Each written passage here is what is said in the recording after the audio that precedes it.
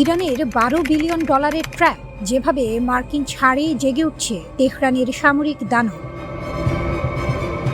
যে ইরানকে এক কোনায় চেপে ধরতে ওয়াশিংটন বছরের পর বছর নিষেধাজ্ঞার জাল বুনেছে, সেই ইরানই এখন মার্কিন সিদ্ধান্তের সুবাদে এক নতুন সমীকরণের কেন্দ্রে। যুক্তরাষ্ট্র ও ইরানের মধ্যকার ৬০ দিনের এক সাময়িক চুক্তি যেন তেহরানকে রাতারাতি বৈশ্বিক ভূ রাজনীতির মূল নায়কের আসনে বসিয়ে দিয়েছে।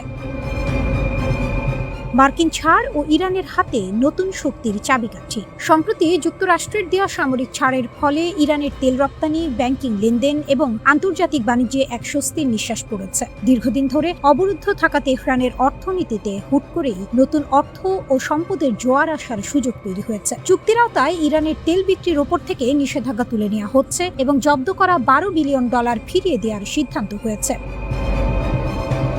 বিশ্লেষকদের মতে এই অর্থ সরাসরি ইরানের প্রতিরক্ষা খাতে এক বিশাল বুস্টার ডোজ হিসেবে কাজ করবে। সামরিক বিশেষজ্ঞদের মতে এই বিপুল অর্থ হাতে পাওয়ার পর ইরানের মূল লক্ষ্য হবে নিজেদের সবচেয়ে বড় দুর্বলতা ঢেকে ফেলা। সাম্প্রতিক সংঘাতগুলোতে দেখা গেছে ইরানের আকাশ প্রতিরক্ষা ব্যবস্থা বেশ ভঙ্গুর, আর এই দুর্বলতার সুযোগ নিয়ে ইসরায়েল ও যুক্তরাষ্ট্র বিভিন্ন সময় ইরানের সামরিক স্থাপনা, ক্ষেপণাস্ত্র ঘাঁটি এবং অস্ত্র তৈরির কারখানায় অনায়াসে হামলা চালাতে পেরেছে। তেহরান এখন এই ক্ষত মেরামত করতে মরিয়া। তাদের প্রধান লক্ষ্য হবে উন্নত রাডার ব্যবস্থা ও ক্ষেপণাস্ত্র প্রতিরক্ষা ব্যবস্থা গড়ে তোলা, অত্যাধুনিক আকাশ নজরদারি প্রযুক্তি সংগ্রহ করা। আর এই আকাশ প্রতিরক্ষার প্রযুক্তিগত ঘাটতি পূরণে ইরানকে সবচেয়ে বড় সহযোগিতা করতে পারে রাশিয়া ও চীন। বেইজিং, মস্কো, পিয়ংইয়ং ট্রাইও ইরানের ব্যাকবোন। ইরানের এই সামরিক পুনর্গঠন প্রক্রিয়া কিন্তু একা একা সম্ভব নয়। এর পেছনে রয়েছে এক শক্তিশালী অক্ষশক্তি, যার প্রধান ভিত্তি হলো চীন। অস্ত্র তৈরির জন্য সরাসরি ক্ষেপণাস্ত্র না এলেও চলে, কিন্তু যা লাগে তা হলো চিপস, সেন্সর এবং হেভি মেশিনারি। বিশেষজ্ঞদের মতে চীন থেকে বিভিন্ন ইলেকট্রনিক যন্ত্রাংশ, চিপ, ড্রোন প্রযুক্তি, মেশিন টুলস এবং শিল্প সরঞ্জাম সংগ্রহ করা ইরানের জন্য এখন তুলনামূলক অনেক সহজ। চীনের এই বিশাল শিল্প ও সরবরাহ ব্যবস্থা ব্যবহার করেই ইরান তার নিজস্ব সামরিক কারখানাকে ঢেলে সাজাবে। পাশাপাশি আরেকটি বড় স্তম্ভ হলো রাশিয়া। ইউক্রেন যুদ্ধে দীর্ঘ সময় ধরে লড়াই করার ফলে রাশিয়ার ঝুলিতে এখন আধুনিক যুদ্ধের বাস্তব অভিজ্ঞতা রয়েছে। ড্রোন যুদ্ধ কিভাবে চালাতে হয়, কিভাবে প্রতিপক্ষের ইলেকট্রনিক যোগাযোগ জ্যাম করতে হয়, কিংবা যুদ্ধের মধ্যেও কিভাবে সামরিক অবকাঠামো টিকিয়ে রাখতে হয়, তার সব কৌশল মস্কোর নখদর্পণে। রাশিয়া এখন ইরানের জন্য শুধু অস্ত্র সরবরাহকারী নয়, বরং সামরিক জ্ঞান ও রণকৌশলের এক অমূল্য উৎস। এর সাথে যোগ হচ্ছে উত্তর কোরিয়া। দশকের পর দশক ধরে আন্তর্জাতিক নিষেধাজ্ঞার জাঁতাকলে পিষ্ট হয়েও উত্তর কোরিয়া যেভাবে তাদের ক্ষেপণাস্ত্র কর্মসূচি সফলভাবে চালিয়ে গেছে, সেই নিষেধাজ্ঞা ফাঁকি দেওয়ার ফর্মুলা এখন ইরানের বড় পুঁজি। সীমিত সম্পদ ব্যবহার করে কিভাবে বিকল্প সরবরাহ ব্যবস্থা গড়ে তুলতে হয়, সেই গোপন দীক্ষা ইরান পাচ্ছে পিয়ংইয়ং এর কাছ থেকে। বিশ্লেষকদের স্পষ্ট হুঁশিয়ারি, এই অর্থ আর বিশ্বস্ত মিত্রদের সহায়তায় ইরান যদি একবার পুরোপুরি জেগে ওঠে, তবে মধ্যপ্রাচ্যে তাকে থামানো যুক্তরাষ্ট্র কিংবা ইসরায়েল কারো পক্ষে আর সম্ভব হবে না।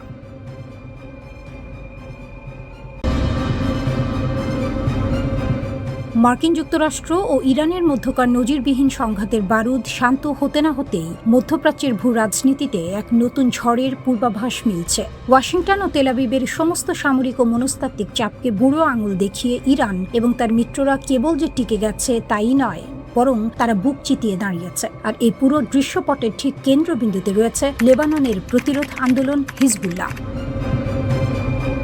আমেরিকার দম্ভ চূর্ণ করে এবং ইসরায়েলি সামরিক আগ্রাসনকে ব্যর্থ দাবি করে ইরান ও হিজবুল্লাহ এখন মধ্যপ্রাচ্যের ক্ষমতার ভারসাম্য নিজেদের পক্ষে নেয়ার খেলায় মেতেছে। যুদ্ধবিরতি হয়তো কামানের গর্জন থামিয়েছে, কিন্তু আঞ্চলিক আধিপত্য ও প্রভাব বিস্তারের আসল মনস্তাত্ত্বিক লড়াইটি কেবল শুরু হলো। যুদ্ধবিরতির পরপরই এক অগ্নিগর্ভ টেলিভিশন ভাষণে হিজবুল্লাহ প্রধান নাইম কাশেম ইসরায়েলের সামনে স্পষ্ট ও কঠোর শর্ত ছুড়ে দিয়েছেন। হিজবুল্লাহর এই বার্তা কোনো নমনীয়তা নয়, বরং চরম লিভারেজ বা সুবিধাজনক অবস্থানে থেকে দেয়া একটি হুঙ্কার। কাশেমের দাবি অত্যন্ত সোজাসাপটা, পূর্ণাঙ্গ প্রত্যাহার। ইসরায়েলকে লেবাননের প্রতি ইঞ্চি ভূখণ্ড থেকে সম্পূর্ণ এবং একটি নির্দিষ্ট সময়সীমার মধ্যে চলে যেতে হবে। কোনো বাফার জোন নয়, কোনো আংশিক পিছু হটা তথাকথিত বাফার জোন বা আপোষের কোনো সুযোগ নেই। সার্বভৌমত্ব পুনরুদ্ধার। লিতানি নদীর দক্ষিণে কেবল লেবাননের সেনাবাহিনী মোতায়েন থাকবে এবং আকাশ, স্থল ও সমুদ্র পথে ইসরায়েলি আগ্রাসন সম্পূর্ণ বন্ধ করতে হবে। কাশেম অত্যন্ত চতুরতার সাথে লেবাননের অভ্যন্তরীণ রাজনীতিকেও এক বার্তা দিয়েছেন। তিনি সাফ জানিয়েছেন, লিতানি নদীর দক্ষিণে লেবানন সেনাবাহিনী এবং হিজবুল্লাহর মধ্যকার পারস্পরিক নিরাপত্তা ও সহযোগিতা কেমন হবে তা সম্পূর্ণ তাদের অভ্যন্তরীণ বিষয়। এতে ইসরায়েলের নাক গলানোর বা কোনো কিছু জানার অধিকার নেই। হিজবুল্লাহ নিজেকে লেবানন রাষ্ট্রের সার্বভৌমত্বের সবচেয়ে বড় গ্যারান্টি হিসেবে উপস্থাপন করছে, যা আমেরিকার অহংকার গুড়িয়ে দিয়েছে। হিজবুল্লাহর এই আকস্মিক আত্মবিশ্বাসের মূল জ্বালানি আসছে তেহরান থেকে। ইতিহাসের অন্যতম বিপজ্জনক ও সরাসরি মার্কিন ইসরায়েলি হুমকির মুখোমুখি হয়েও ইরানের শাসন ব্যবস্থা কেবল টিকেই থাকেনি, বরং নিজেদের অক্ষকে অক্ষত রাখতে পেরেছে। তেহরানের নেতারা এই সংঘাতের সমাপ্তিকে মার্কিন অর্থনৈতিক ও সামরিক চাপের বিরুদ্ধে এক মহাকাব্যিক বিজয় হিসেবে উদযাপন করছেন। ইরানের এই রাজনৈতিক ও সামরিক টিকে থাকা পুরো প্রতিরোধের অক্ষ, তা সে লেবানন, সিরিয়া কিংবা ইয়েমেনেই হোক না কেন, তাদের মধ্যে এই ধারণাকে দৃঢ় করেছে যে ওয়াশিংটন তেল আবিব জোট অপরাজেয় নয়। হিজবুল্লাহর হিসাব কষে দেখিয়েছে যে গত কয়েক মাসের তীব্র ইসরায়েলি বিমান হামলা, শীর্ষ নেতৃত্বের হত্যাকাণ্ড এবং আন্তর্জাতিক নিষেধাজ্ঞা সত্ত্বেও তাদের রাজনৈতিক সংকল্প ও সামরিক চেইন অফ কমান্ড ভেঙে ফেলা যায়নি। তারা প্রমাণ করতে চায় তারা এখনও ধ্বংসস্তূপের মধ্যে থেকে উঠে দাঁড়িয়ে পোস্ট ওয়ার বা যুদ্ধোত্তর ল্যান্ডস্কেপের প্রধান খেলোয়াড় হিসেবে নিয়ন্ত্রণ বজায় রাখছে। হিজবুল্লাহ ও ইরানের এই চরম আগ্রাসী মনোভাবের পেছনে আরেকটি অত্যন্ত গুরুত্বপূর্ণ অনুঘটক কাজ করছে, তা হল মার্কিন যুক্তরাষ্ট্র এবং ইসরায়েলের মধ্যকার ক্রমশ দৃশ্যমান হতে থাকা ফাটল। উপরিকাঠামোতে ওয়াশিংটন যতই ইসরায়েলের অবিচ্ছেদ্য মিত্র হিসেবে নিজেকে জাহির করুক না কেন, সামরিক কৌশল, আঞ্চলিক উত্তেজনা বৃদ্ধি এবং যুদ্ধ পরবর্তী মধ্যপ্রাচ্যের ভবিষ্যৎ রূপরেখা নিয়ে হোয়াইট হাউস ও তেল আবিবের মধ্যে গভীর মতবিরোধ তৈরি হয়েছে।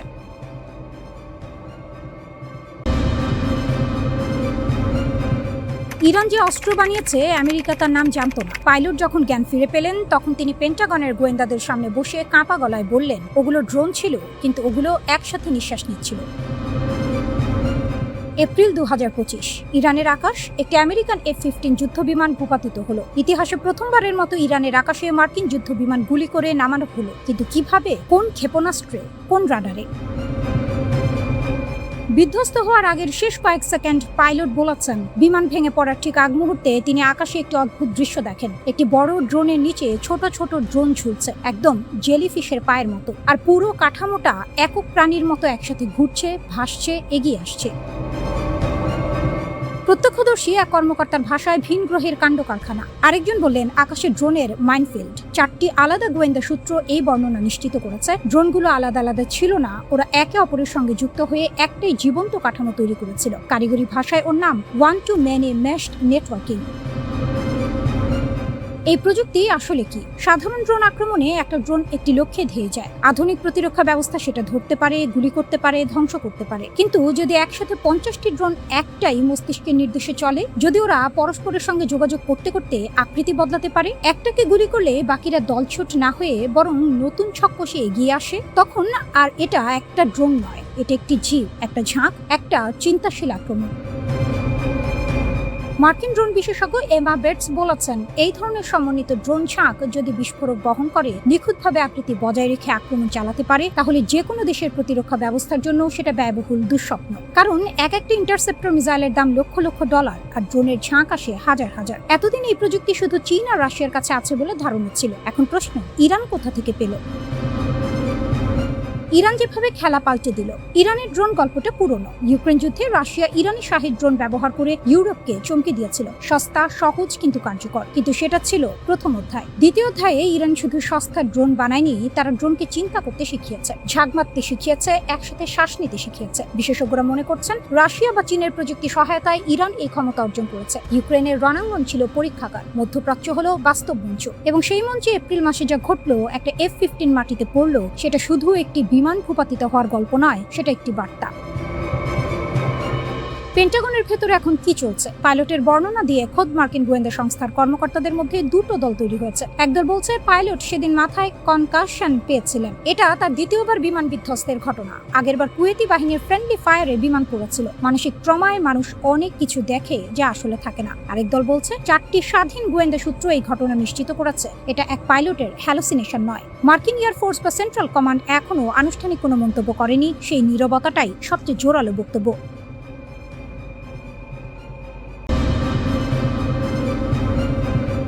বিশ্বের 1 নম্বর সুপার পাওয়ার যুক্তরাষ্ট্র, যার সদর দপ্তর হোয়াইট হাউস, হাজার হাজার মাইল দূরে বসে একটা দেশ হুমকি দিচ্ছে যে তারা এমন মিসাইল বানাচ্ছে যা সরাসরি ওভাল অফিসের ছাদ খুঁড়ে ভেতরে ঢুকবে। শুধু তাই নয়, তারা ক্যামেরার সামনে বুক চিতিয়ে বলছে চোখের বদলে চোখ অনেক হয়েছে, এবার সরাসরি মাথা নেওয়া হবে। এই অবিশ্বাস্য কাণ্ডটাই ঘটিয়ে দেখিয়েছে ইরানের পার্লামেন্ট থেকে যে হুঙ্কার এসেছে তাতে পুরো ওয়াশিংটনের হাত পা কাঁপার জোগাড়। ইরানের একদল প্রভাবশালী সংসদ সদস্য সরাসরি তাদের দেশের নতুন সর্বোচ্চ নেতা মোস্তফা খামেনির কাছে একটি বিশেষ চিঠি পাঠিয়েছেন। এই চিঠির মূল দাবি, ইরানের সামরিক বাহিনীকে নির্দেশ দিচ্ছেন যেন তাদের ব্যালিস্টিক ক্ষেপণাস্ত্রের পাল্লা ও সক্ষমতা এমন পর্যায়ে নিয়ে যাওয়া হয় যা সরাসরি যুক্তরাষ্ট্রের হোয়াইট হাউস পর্যন্ত পৌঁছাতে পারে। আইন প্রণেতারা সাফ জানিয়ে দিয়েছেন, আমরা আমাদের সামরিক বাহিনী ও প্রতিরক্ষা শিল্পকে ততদিন পর্যন্ত অন্ধের মতো সমর্থন দিয়ে যাব যতদিন না আমাদের মিসাইল খামেনির হত্যাকারীদের অফিস কক্ষে গিয়ে আঘাত হানছে। অর্থাৎ ইরান এখন আর রক্ষণাত্মক নেই। তারা ওয়াশিংটনকে স্পষ্ট বুঝিয়ে দিয়েছে, তোমরা যদি আমাদের নেতাদের ওপর পুরুষোচিত হামলা চালাও তবে তোমাদের সবচেয়ে সুরক্ষিত বাংকারে বসেও তোমরা রেহাই পাবে না। এই চিঠিতে ইরানি সংসদ সদস্যরা মার্কিন নীতি নির্ধারকদের চরিত্র নিয়ে এক মারাত্মক সত্য তুলে ধরেছেন। তারা প্রয়াত বিতর্কিত মার্কিন অপরাধী জেফ্রি এপস্টেইনের প্রসঙ্গ টেনে বলেছেন, এই এপস্টেইন নেটওয়ার্কের অপরাধীরা কোনো আন্তর্জাতিক আইন বা নৈতিকতার তোয়াক্কা করে না। এরা চোরের খনি, এদের সাথে ভদ্রতার ভাষা খাটে না। আর ঠিক এই কারণেই ইরান এখন এক নতুন রণকৌশল হাতে নিয়েছে। সংসদ সদস্যরা হুঙ্কার দিয়ে বলেছেন, শত্রুদের জেনে রাখা ভালো, চোখের বদলে চোখ নেয়ার দিন শেষ। এবার অন্যায় করলে সরাসরি মাথা কেটে নেওয়া হবে। শুধু তাই নয়, 2015 সালের পারমাণবিক চুক্তির তিতকুটে অভিজ্ঞতা থেকে শিক্ষা নিয়ে ইরানি আইন প্রণেতারা স্পষ্ট করে দিয়েছেন যে মার্কিনীদের কোনো ফাঁকা প্রতিশ্রুতিতে তারা আর আঙুল চুষবে না বা বিশ্বাস করবে না, যতদিন না মধ্যপ্রাচ্য থেকে শেষ মার্কিন সেনা প্রত্যাহার হচ্ছে এবং যুদ্ধের সম্পূর্ণ ক্ষতিপূরণ আদায় হচ্ছে, ততদিন ইরান এক চুলও নড়বে না। ইরানের রাষ্ট্রীয় সংবাদ মাধ্যমে Islamic revolutionary guard corps IRGC এক ঐতিহাসিক বিবৃতি জারি করেছে। তারা বুক চিতিয়ে ঘোষণা করেছে যে পারস্য উপসাগরে মার্কিনীদের সমস্ত দাদাগিরি বন্ধ করে দেওয়া হয়েছে এবং শত্রুপক্ষকে এখন ইরানের তৈরি করা নতুন নিয়ম মেনে চলতে বাধ্য করা হচ্ছে। বিশেষ করে হরমুজ প্রণালীর স্মার্ট ব্যবস্থাপনা ও কৌশলগত নিয়ন্ত্রণ এখন পুরোপুরি ইরানের পকেটে। মার্কিন বাহিনী যতই আকাশ কুসুম কল্পনা করুক না কেন, হরমুজ প্রণালীর জলসীমানায় কারোর বিনা অনুমতিতে সুযোগ্য মেদিনী পাওয়ারও সুযোগ নেই। ইরানের সশস্ত্র বাহিনীর জেনারেল স্টাফ এবং খাতাম আল আনবিয়া সেন্ট্রাল হেডকোয়ার্টার্স যৌথভাবে শেষ হুঁশিয়ারি দিয়ে বলেছে, তারা শত্রুকে সম্পূর্ণ ধ্বংস না করা পর্যন্ত এই প্রতিরোধ জারি রাখবে।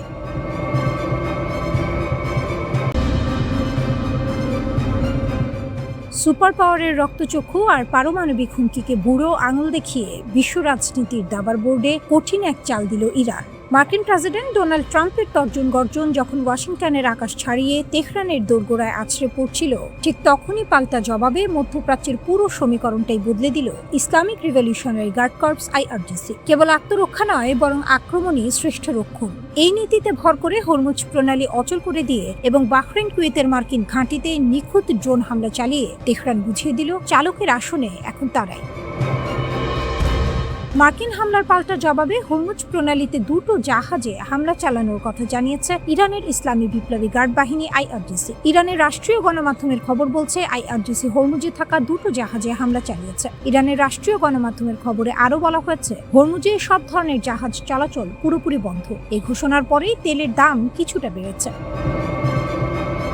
বিশ্বের অন্যতম প্রধান জ্বালানি ধমনী হরমুজ প্রণালী। এই জলপথকে যারা নিজেদের পৈতৃক সম্পত্তি ভেবে আস্ফালন করছিল তাদের চরম শিক্ষা দিল IRGC। ওয়াশিংটনের আগ্রাসনের জবাবে গভীর রাতে হরমুজ প্রণালীতে অবৈধভাবে অনুপ্রবেশের চেষ্টাকারী দুটি বিশাল আকার মার্কিন মদতপুষ্ট তেল ট্যাঙ্কারে বজ্রাঘাতের মতো আছড়ে পড়ে ইরানি ক্ষেপণাস্ত্র। মুহূর্তের মধ্যে লেলিহান শিখা আর কালো ধোঁয়ায় ঢেকে যায় আকাশ। ইরান কেবল কেতাবি হুমকি দিয়ে ক্ষান্ত হয়নি, পরবর্তী নির্দেশ না দেওয়া পর্যন্ত হরমুজ প্রণালী দিয়ে সব ধরনের বাণিজ্যিক ও সামরিক জাহাজ চলাচল পুরোপুরি বন্ধ ঘোষণা করেছে। এই এক ঘোষণাতেই কেঁপে উঠেছে বৈশ্বিক অর্থনীতি। ওমানের মুসান্দাম থেকে ড্রোনে ধারণ করা ছবিতে দেখা গেছে যে প্রণালী দিয়ে প্রতিদিন বিশ্বের 1/5 তেল পরিবাহিত হয়, তা এখন পর্যন্ত সম্পূর্ণ খা করছে। মার্কিন নৌবাহিনীর দম্ভকে ধূলিসাৎ করে ইরান সাফ জানিয়ে দিয়েছে, এই জলসীমায় তেহরানের অনুমতি ছাড়া পাতার একটি অংশও নড়বে না। ট্রাম্প প্রশাসন যখন হোয়াইট হাউসে বসে ইরানের বিদ্যুৎ কেন্দ্র ও সেতু উড়িয়ে দেওয়ার সস্তা হুমকি দিচ্ছিল, ঠিক তখনই কুয়েত ও বাহরাইনের মার্কিন ঘাঁটিতে নেমে আসে সাক্ষাৎ নরক। IRGCর ঝাঁকে ঝাঁকে সুইসাইড ড্রোন ফাঁকি দিয়েছে আমেরিকার তথাকথিত অত্যাধুনিক আকাশ প্রতিরক্ষা ব্যবস্থা। শেখ ঈসা বিমান ঘাঁটি বাহরাইন। মার্কিন পঞ্চম নৌবহরের মূল ঘাঁটির নাকের ডগায় অবস্থিত এই বিমান ঘাঁটিতে নিখুঁত আঘাত হেনাচ্ছে ইরানি ড্রোন। আলী আল সালেম ও আহমদ আল জাবের বিমান ঘাঁটি কুয়েতের এই দুটি কৌশলগত ঘাঁটিতে একের পর এক বিস্ফোরণে মার্কিন যুদ্ধ বিমান ও পরিকাঠামোর ব্যাপক ক্ষয়ক্ষতি হয়েছে বলে খবর এসেছে। এই হামলা মার্কিন সামরিক ইমেজের উপর এক বিশাল চপেটাঘাত। ইরান প্রমাণ করেছে তাদের রেঞ্জ বা সক্ষমতা কেবল নিজেদের সীমান্তের ভেতরে সীমাবদ্ধ নয়, পারস্য উপসাগরের যে কোনো প্রান্তে মার্কিনীদের ঘুরিয়ে দেওয়ার ক্ষমতা তারা রাখে। আমেরিকার অভ্যন্তরীণ রাজনীতিতে নিজেকে স্ট্রংম্যান দেখানোর চেনা ছকে ট্রাম্প দাবি করেছিলেন ইরান শান্তি চুক্তি নিয়ে সময় নষ্ট করছে এবং এর জন্য তাদের মূল্য দিতে হবে। ফক্স নিউজকে দেওয়া সাক্ষাৎকারে তিনি ইরানের বেসামরিক অবকাঠামো, বিদ্যুৎ কেন্দ্র ও সেতুতে হামলার হুমকি দেন। কিন্তু ট্রাম্পের এই আগ্রাসী রূপকে স্রেফ হতাশার লক্ষণ বলে উড়িয়ে দিয়েছেন ইরানের দূরদর্শী প্রেসিডেন্ট মাসুদ পেজেশকিয়ান।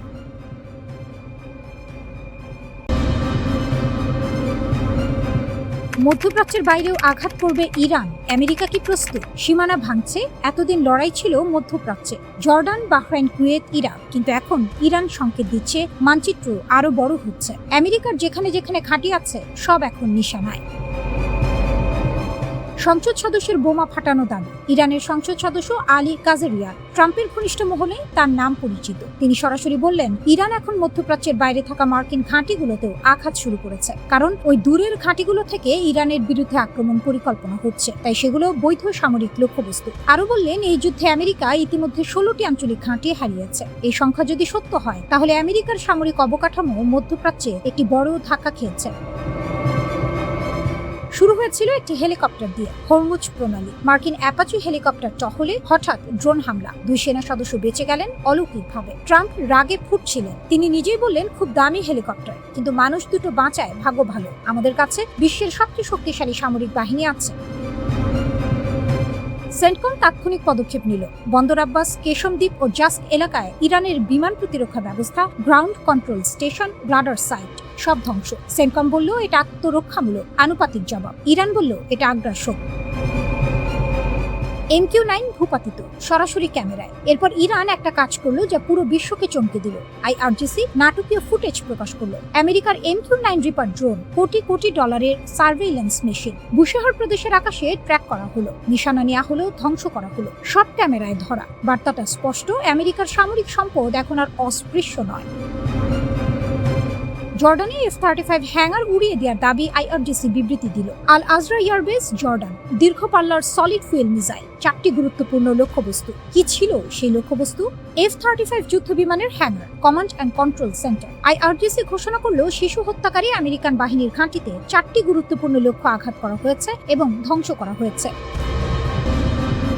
এর আগে 21টি লক্ষ্যবস্তুতেও আঘাতের দাবি করেছে ইরান। একই সাথে বাহরাইনের 5th ফ্লিট হেডকোয়ার্টার, কুয়েতের একাধিক এয়ারবেস, ইরাকের হারার ঘাঁটি। ইরান বলছে সব নিশানায়। ইরানের হুঁশিয়ারি, পরিণতির দায় আমেরিকার। ইরানের কাটামারিয়া সেন্ট্রাল হেডকোয়ার্টার আনুষ্ঠানিক বিবৃতি দিল, মিথ্যা অজুহাতে হামলা চালানো সন্ত্রাসী। মার্কিন বাহিনী যদি আবার ইরানে আগ্রাসন করে, আঞ্চলিক লক্ষ্যবস্তুর তালিকায় থাকা নির্ধারিত সব ঘাঁটিতে আরো ভয়ঙ্কর ও ব্যাপক হামলা চালানো হবে। পরিণতির সম্পূর্ণ দায় আমেরিকার।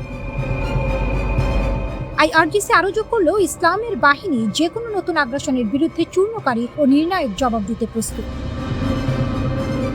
জর্ডান কি ভুল করল? কাজেরিয়ান একটা বিপজ্জনক কথা বললেন। জর্ডান আমেরিকাকে তার আকাশসীমা ও সামরিক ঘাঁটি ব্যবহার করতে দিয়েছে। এটা করে জর্ডান নিজেই সংঘাতের পক্ষ হয়ে গেছে, তাই জর্ডানও বৈধ লক্ষ্যবস্তু। এটা শুধু কথার কথা নয়, মিসাইল ইতিমধ্যে পড়েছে। এরপর কোথায় যাচ্ছে এই যুদ্ধ? সেন্টকম বলছে অপারেশন শেষ, ইরান বলছে শুরু মাত্র। একদিকে ট্রাম্পের আরো কঠিন মার, অন্যদিকে ইরানের মধ্যপ্রাচ্যের বাইরেও আঘাত। হরমুজ বন্ধ, তেলের বাজার টালমাটাল, রাশিয়া পেছনে, বিশ্বের নজর মধ্যপ্রাচ্যে। প্রতিটি মিসাইল একটা প্রশ্ন ছুড়ে দিচ্ছে, এই যুদ্ধ কোথায় থামবে?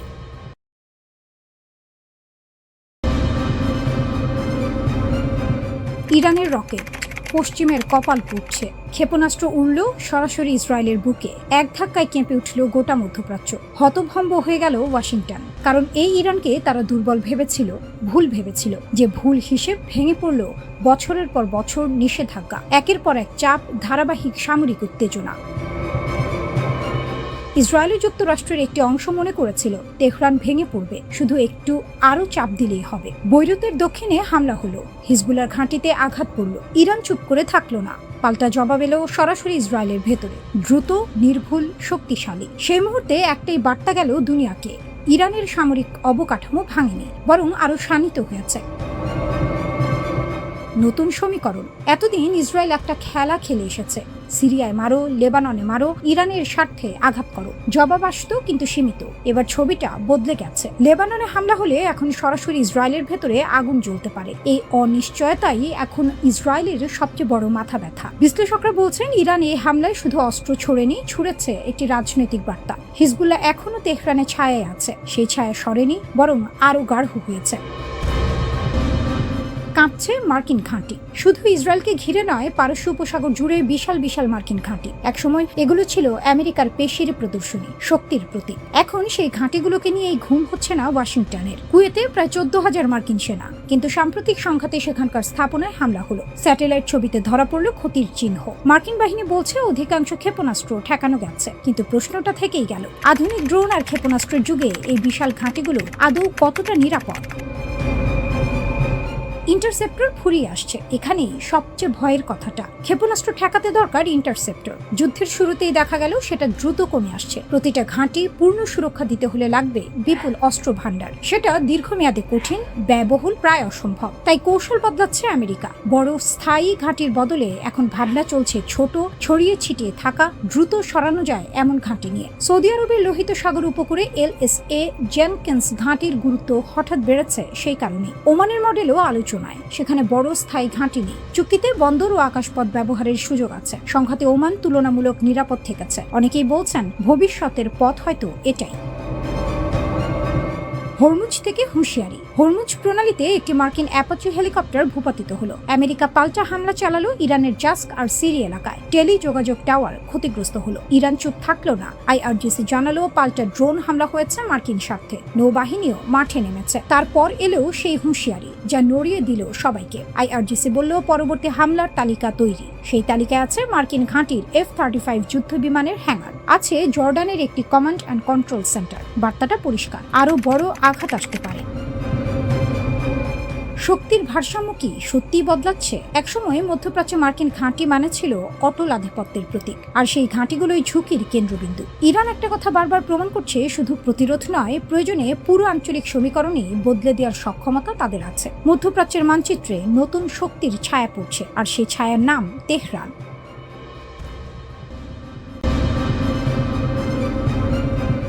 ইরানের মাস্টার প্ল্যান, লেবানন থেকে সিরিয়া, ট্রাম্পও এখন ফাঁদে। ট্রাম্প হতাশ, নেতানিয়াহু ক্ষুব্ধ, আর এই দুই নেতার মধ্যকার ফাটলের মধ্য দিয়ে ইরান শুধু দেখছে আর মুচকে হাসছে। মধ্যপ্রাচ্যের রাজনীতিতে এমন মুহূর্ত কমই আসে। আমেরিকার সবচেয়ে বড় মিত্র ইসরায়েল এখন তার সবচেয়ে বড় দাতার সাথে প্রকাশ্যে দ্বন্দ্বে, আর এই সুযোগে ইরান কোনো বোমা না ছুড়েই কূটনৈতিক ময়দানে জিতে যাচ্ছে একের পর এক পয়েন্ট। 21 জুন 2025 ট্রাম্প ফক্স নিউজে বসে এমন কিছু বললেন যা মধ্যপ্রাচ্যের রাজধানীগুলোতে ভূমিকম্পের মতো ছড়িয়ে পড়ল। তিনি বললেন, ইসরায়েল হিজবুল্লাহকে শেষ করতে পারছে না, প্রতিবার অ্যাপার্টমেন্ট ভেঙে ফেলে, আমি ভাবছি এই কাজটা সিরিয়াকে দিয়ে দেব। এটা শুধু হতাশার কথা না, এটা একটি সিগন্যাল। আমেরিকার মধ্যপ্রাচ্য নীতিতে গভীর ফাটল ধরেছে, কিন্তু সিরিয়ার প্রেসিডেন্ট আহমেদ আল শারা সেই প্রস্তাব লুফে নিলেন না, বরং সরাসরি বললেন সিরিয়া লেবাননে কোনো সামরিক ভূমিকায় যাবে না। তার ভাষায়, লেবাননের সমাধান আসবে যুদ্ধে নয়, শহর বোমা মেরে নয়, বরং সৃজনশীল সমাধানে। সবচেয়ে বড় চমক, শারা বললেন হিজবুল্লাহর সাথে আলোচনার টেবিলে বসতে তার আপত্তি নেই, যদি এটা লেবানন ও সিরিয়ার স্বার্থে হয় তাহলে কেন নয়। এখানেই ইরানের আসল খেলা বোঝা দরকার। হিজবুল্লাহ ইরানের তৈরি অর্থায়নে, অস্ত্রে, আদর্শে। লেবাননে ইসরায়েলের বিরুদ্ধে লড়াই করতে করতে হিজবুল্লাহ দুর্বল হয়েছে, ঠিক আছে, কিন্তু ইরান কি আসলে হিজবুল্লাহকে জেতাতে চায়, নাকি এই যুদ্ধকে জিইয়ে রেখে তার সুবিধা নিতে চায়? উত্তর দ্বিতীয়টা, কারণ এই যুদ্ধ যতদিন চলবে ইসরায়েল আন্তর্জাতিকভাবে বিচ্ছিন্ন হতে থাকবে। ট্রাম্প নেতানিয়াহুর সম্পর্ক ক্ষয় হতে থাকবে, আমেরিকার মনোযোগ বিভক্ত থাকবে, আর ইরান নিয়ে সুইজারল্যান্ড যে পারমাণবিক আলোচনা চলছে সেখানে ইরানের দর কষাকষির ক্ষমতা বাড়তে থাকবে। ট্রাম্প নিজেই স্বীকার করলেন হিজবুল্লাহ হলো ছোট যুদ্ধ, বড় ডিল হলো ইরান। আর সেই বড় ডিলের টেবিলে ইরান এখন শক্ত হাতে বসে আছে, কারণ লেবাননে আগুন জ্বলছে। ট্রাম্প কেন এত বিরক্ত? ট্রাম্পের হতাশার কারণ একটাই, টাইমিং। যখনই ইরানের সাথে চুক্তির কাছাকাছি পৌঁছায় আমেরিকা, তখনই বৈরুতে বিস্ফোরণ হয়, সাধারণ মানুষ মরে, ক্যামেরায় ধ্বংসের ছবি ভাসে, আর পুরো কূটনৈতিক মোমেন্টাম নষ্ট হয়ে যায়। তিনি বললেন, আমি লেবাননে হামলা পছন্দ করি না, বিশেষত বৈরুতের ভেতরে চুক্তি সইয়ের ঠিক আগে। এটা শুধু আবেগের কথা নয়, এটা কৌশলের কথা। ইসরায়েলের প্রতিটা আক্রমণ ইরানের সাথে বড় চুক্তির পথকে কঠিন করছে। নেতানিয়াহু কি বললেন? নেতানিয়াহু পাল্টা দিলেন দৃঢ়ভাবে। তিনি বললেন, আমি ইসরায়েলের স্বার্থে দাঁড়াই। ট্রাম্প আমার কথা শোনেন না, আমিও তার কথা পুরোপুরি মানি না। আমরা দুটো স্বাধীন দেশের নেতা। আর তিনি স্পষ্ট করলেন, গাজায়, সিরিয়ায়, লেবাননে ইসরায়েলের নিরাপত্তা অঞ্চল থাকবে যতদিন দরকার। এই দ্বন্দ্ব এখন প্রকাশ্য, আর ইরান এই ফাটলটাকেই তার সবচেয়ে বড় সম্পদ হিসেবে ব্যবহার করছে। মধ্যপ্রাচ্যের এই জটিল দাবার বোর্ডে ইরান একটি পুরনো কৌশল খেলছে, নিজে না লড়ে অন্যদের দিয়ে লড়িয়ে সুবিধা নেয়া। হিজবুল্লাহ তার হাতিয়ার, লেবানন তার রণক্ষেত্র, আর ট্রাম্প নেতানিয়াহুর দ্বন্দ্ব তার বোনাস।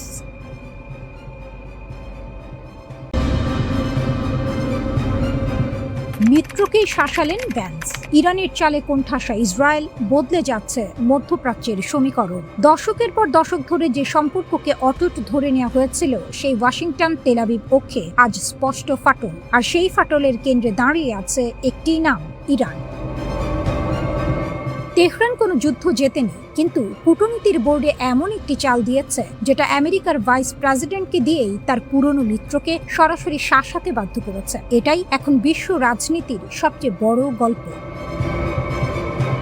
যে মন্তব্য কাঁপিয়ে দিল সব হিসাব, জেডি ভ্যান্স, মার্কিন ভাইস প্রেসিডেন্ট, ট্রাম্প প্রশাসনের দ্বিতীয় সর্বোচ্চ ক্ষমতাধর মানুষ। সাংবাদিকদের মুখোমুখি দাঁড়িয়ে তিনি সরাসরি ইসরায়েলের নেতৃত্বের উদ্দেশ্যে বললেন, বাস্তবতাটা বুঝতে শেখা প্রয়োজন। এই একটি লাইন আন্তর্জাতিক কূটনীতির ভাষায় অনেক কিছু বলে দেয়। মিত্রকে প্রকাশ্যে এভাবে সতর্ক করা হয় না, যদি না সম্পর্কে সত্যি বড় ধরনের টানাপোড়েন তৈরি হয়। কিন্তু কেন এই মন্তব্য? কিসের আগে ফুঁসলেন ভ্যান্স? ঘটনার শিকড়ে ইরান। ট্রাম্প প্রশাসন ইরানের সঙ্গে একটি সমঝোতা চুক্তির খসড়া তৈরি করেছে। সেই খবর ছড়িয়ে পড়তেই ইসরায়েলের অন্দরমহলে শুরু হলো তীব্র সমালোচনার ঝড়। ইসরায়েলের মন্ত্রী ও নীতি নির্ধারকদের অনেকেই এই সমঝোতাকে বললেন তেহরানের কাছে মার্কিন প্রশাসনের নতি স্বীকার। সমালোচনা শুধু কূটনৈতিক ভাষায় থামেনি, ট্রাম্প প্রশাসনকে লক্ষ্য করে ব্যক্তিগত আক্রমণও এলো। আর তখনই ভ্যান্স ধৈর্য হারালেন। যা বললেন ভ্যান্স, যা শুনতে হলো ইসরায়েলকে। ভ্যান্সের বার্তা ছিল কঠোর, স্পষ্ট এবং একদম সরাসরি। তিনি মনে করিয়ে দিলেন, গত কয়েক মাসে ইসরায়েলের আকাশ ও ভূখণ্ড রক্ষায় ব্যবহৃত প্রতিরক্ষা সরঞ্জামের 2/3 এসেছে আমেরিকার হাত ধরে। মার্কিন করদাতাদের টাকায় কেনা অস্ত্র দিয়ে যারা নিজেদের বাঁচাচ্ছে, তাদের পক্ষ থেকে ট্রাম্প প্রশাসনের সমালোচনা কোনোভাবেই গ্রহণযোগ্য নয়। এখানেই থামলেন না, ব্যঙ্গাত্মক ভঙ্গিতে প্রশ্ন ছুড়লেন। সমালোচনা করা সহজ, কিন্তু বিকল্প প্রস্তাবটা ঠিক কি? তারপর বললেন সেই কথা যেটা ইসরায়েলের রাজনৈতিক মহলে এখনো অনুরণিত হচ্ছে, কোনো সমস্যার সমাধান কেবল শক্তি প্রয়োগ বা ধ্বংসযজ্ঞ দিয়ে চিরস্থায়ী হয় না। ইরান যে চালটা দিয়েছে, এখন একটু পেছনে ফিরে তাকান। ইরান কি সত্যিই দুর্বল হয়ে টেবিলে এসেছে, নাকি এটা তেহরানের দীর্ঘমেয়াদী কৌশলের অংশ? লেবানন সীমান্তে সংঘাত চলছে, হরমুজ প্রণালীতে উত্তেজনা আছে, কিন্তু ঠিক এই মুহূর্তে ইরান আলোচনার টেবিলে বসে দেখাচ্ছে, আমরা শান্তি চাই, আমরা কথা বলতে রাজি। এই একটি পদক্ষেপ ইসরায়েলকে কোণঠাসা করে দিয়েছে, কারণ এখন ইসরায়েল যদি যুদ্ধ চালিয়ে যায়, বিশ্বের চোখে সে হয়ে যায় শান্তি বিরোধী পক্ষ। আর যদি থামে, তাহলে ইরানের কূটনৈতিক বিজয় স্বীকার করতে হয়। দুদিকেই ইসরায়েলের জন্য সংকট। ভ্যান্স একটি কথা বলেছেন যেটা ইসরায়েলের জন্য সবচেয়ে ভয়ের। বর্তমান বিশ্ব পরিস্থিতিতে যুক্তরাষ্ট্রের চেয়ে বড় কোনো শক্তিশালী মিত্র ইসরায়েলের অবশিষ্ট নেই। এটা শুধু তথ্য নয়, এটা সতর্কবার্তা। এটা বলছে, মিত্রকে হারানোর সামর্থ্য তোমার নেই, তাহলে মিত্রের সিদ্ধান্তকে চ্যালেঞ্জ করছো কোন সাহসে? ইসরায়েল এই চুক্তিতে সই করেনি। তারা ঘোষণা করেছে নিজের নাগরিক ও ভূখণ্ড রক্ষায় যে কোনো সামরিক পদক্ষেপ নেওয়ার অধিকার তারা রাখে। কিন্তু সেই ঘোষণা এখন অনেকটাই ফাঁকা গর্জনে পরিণত হচ্ছে, কারণ সবচেয়ে বড় মিত্রটাই এখন অন্য পথে হাঁটছে।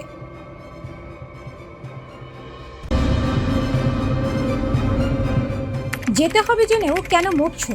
হিজবুল্লাহর এক ভিডিওতে কাঁপছে ইসরায়েল। একটি ভিডিও, কয়েকটি ছবি আর একটি প্রশ্ন, যদি এমনিতেই চলে যাবে তাহলে শেষজন হয়ে কেন মরছো?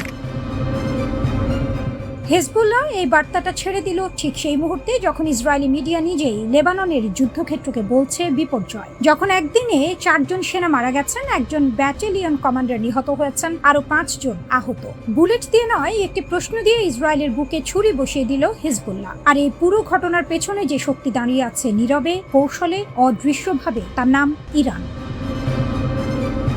মনস্তাত্ত্বিক যুদ্ধ, অস্ত্রের চেয়েও ধারালো। যুদ্ধে শুধু গুলি চলে না, মাথাও চলে। হিজবুল্লাহর এই ভিডিওটা কোনো সাধারণ প্রচারণা নয়, এটি সুনির্দিষ্ট লক্ষ্যে ছোড়া একটি মনস্তাত্ত্বিক ক্ষেপণাস্ত্র। লক্ষ্য ইসরায়েলি সমাজের ভেতরে প্রশ্ন তোলা, সন্দেহ ঢোকানো, মনোবল ভাঙা। বার্তাটা সরল কিন্তু ভয়ঙ্কর কার্যকর। ইসরায়েলি সরকার নিজেই স্বীকার করেছে লেবানন থেকে সরে আসার কথা। আমেরিকার সঙ্গে ইরানের চুক্তিতে লেবানন ফ্রন্টে যুদ্ধবিরতির কথা আছে। তাহলে ইসরায়েলি সেনারা এখনো কেন মাটি আঁকড়ে আছে? কার জন্য মরছেন?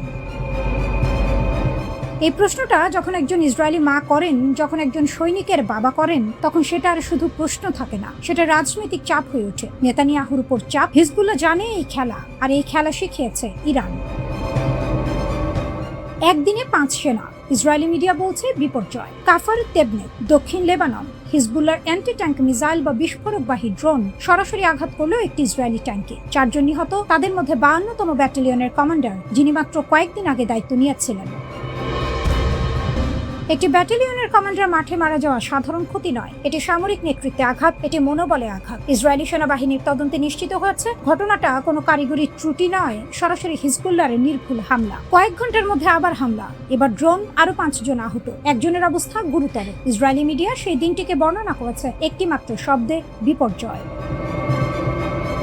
নেতানিয়াহুর দ্বিমুখী চাপ, ভেতরে আর বাইরে, দুদিক থেকেই চাপে নেতানিয়াহু। বাইরে ট্রাম্প ইতিমধ্যে ইরানের সঙ্গে সমঝোতার স্মারক সই করে ফেলেছেন, সেই চুক্তিতে লেবানন ফ্রন্টে তাৎক্ষণিক যুদ্ধবিরতির কথা আছে। ভাইস প্রেসিডেন্ট জেডি ভ্যান্স প্রকাশ্যে বলেছেন ইসরায়েলের বৈরুত হামলা এই কূটনৈতিক প্রক্রিয়াকে ক্ষতিগ্রস্ত করছে। ভেতরে ইসরায়েলি সমাজে প্রশ্ন উঠছে, প্রতিদিন কফিন ফিরছে, পরিবারগুলো জানতে চাইছে এই যুদ্ধের শেষ কোথায়।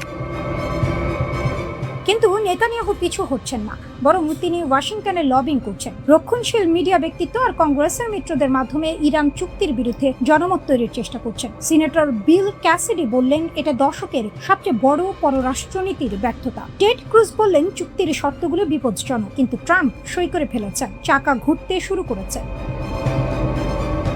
ইরানের নীরব বিজয়, এই পুরো ছবিটা এক ধাপ পিছিয়ে দেখলে একটি বিষয় স্পষ্ট হয়ে যায়। ইরান সরাসরি যুদ্ধ করেনি লেবাননে, ইরানের সেনা মারা যায়নি কাফার তেবনিতে। কিন্তু হিজবুল্লাহ যে অস্ত্র ব্যবহার করেছে, যে কৌশলে হামলা করেছে, যে সময়ে মনস্তাত্ত্বিক ভিডিও ছেড়েছে, এই পুরো পরিকল্পনার পেছনে তেহরানের ছাপ অস্বীকার করার উপায় নেই।